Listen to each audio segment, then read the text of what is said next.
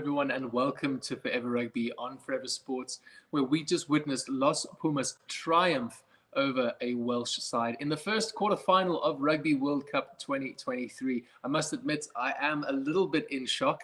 I don't think, well, I definitely wasn't expecting that result, but many of you were that watched along for the commentary and the watch along. So you were all saying your predictions were Argentina were going to take it, and take it they did. So a little bit of a look at the game as a whole. It was quite scrappy, messy. I don't think either side really was able to get a foothold into it. However, what I think the Argentines were able to do was keep their head and just keep the scoreboard ticking over and applying that scoreboard pressure. They always look to come away with some form of points when they entered the Welsh 22, which was excellent work by the Argentines.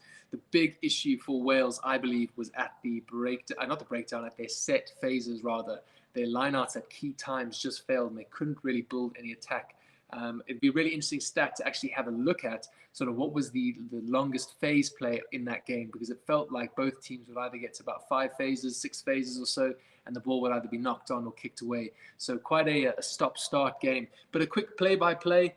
We did see the early points going to Dan Biggar, a nice try from Biggar, which he initially set up and which was converted, and then a penalty going their way. So Wales leading in the 20th minute by 10 points.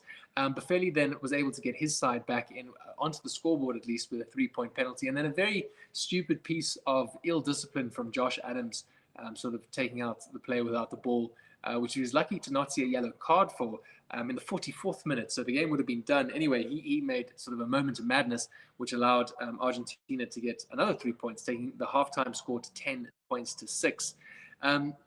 It was then Argentina to score the first 2 sets of points in the second half, with Boffelli kicking over for the 43rd and 47th minutes, so taking the first lead of the game at 12 points to 10. However, Wales were able to score then through a good individual try from Thomas Williams in the 56th minute, which was converted, taking the score to 17 points to 12. But then it was all Argentina from that point onwards.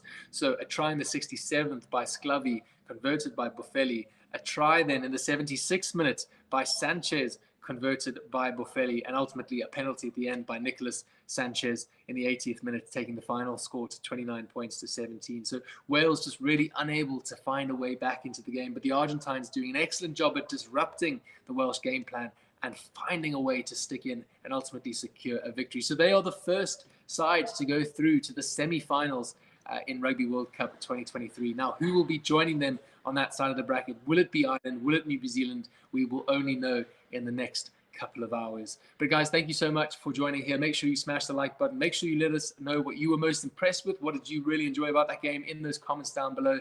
And until next time, cheers for now.